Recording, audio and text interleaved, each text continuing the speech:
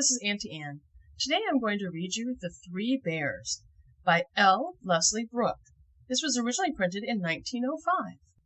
Once upon a time, there were three bears who lived together in a house of their own, in a wood.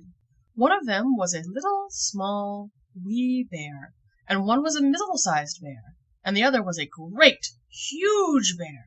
They had each a pot for their porridge, a little pot for the little, small, wee bear, and a middle-sized pot for the middle bear, and a great pot for the great, huge bear. And they had each a chair to sit in, a little chair for the little, small, wee bear, and a middle-sized chair for the middle bear, and a great chair for the great, huge bear. And they had each a bed to sleep in, a little bed for the little, small, wee bear, and a middle-sized bed for the middle bear, and a great, big bed for the great, huge bear.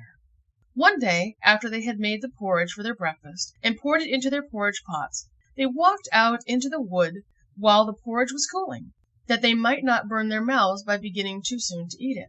And while they were walking, a little girl called Goldenlocks came to the house. First she looked in at the window, and then she peeped in at the keyhole, and seeing nobody in the house, she turned the handle of the door.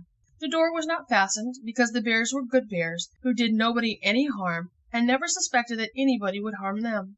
So Goldenlocks opened the door and went in, and well pleased she was when she saw the porridge on the table.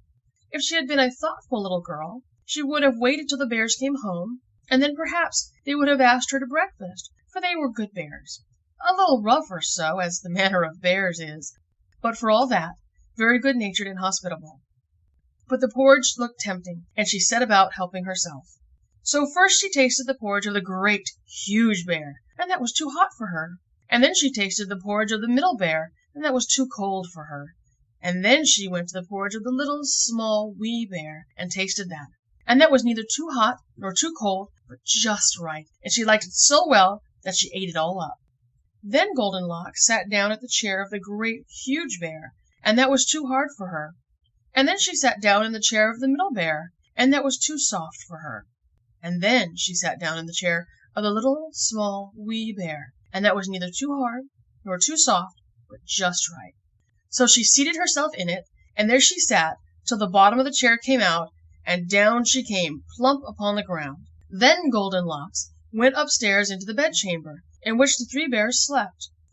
And first she lay down upon the bed of the great, huge bear, but that was too high at the head for her. And next she lay down upon the bed of the middle bear, and that was too high at the foot for her.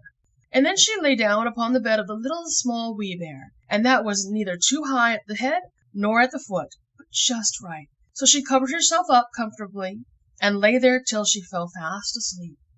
By this time the three bears thought their porridge would be cool enough, so they came home to breakfast. Now Goldenlocks had left the spoon of the great, huge bear standing in his porridge.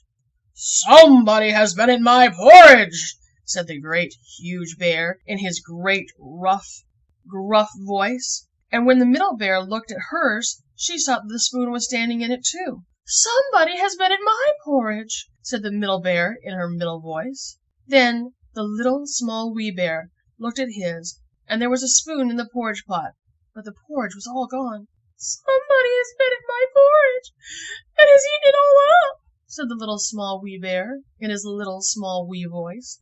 Upon this, the three bears, seeing that someone had entered their house and eaten up the little, small, wee bear's breakfast, began to look about them. Now Goldenlocks had not put the hard cushion straight when she rose from the chair of the great, huge bear. "Somebody has been sitting in my chair," said the great, huge bear in his great, rough, gruff voice.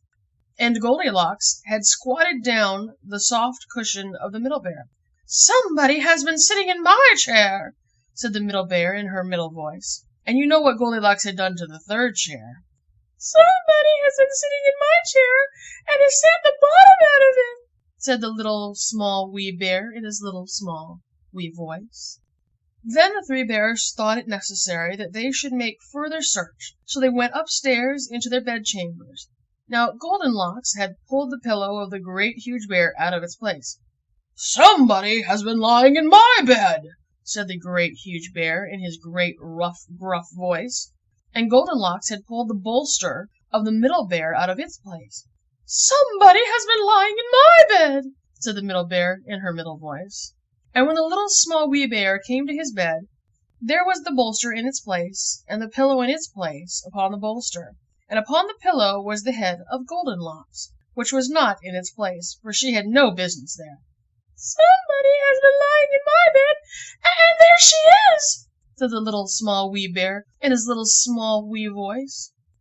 Goldenlocks had heard in her sleep the great rough gruff voice of the Great Huge Bear, and the middle voice of the Middle Bear, but it was only as if she had heard someone speaking in a dream. But when she heard the Little Small Wee voice of the Little Small Wee Bear, it was so sharp and so shrill that it awakened her at once.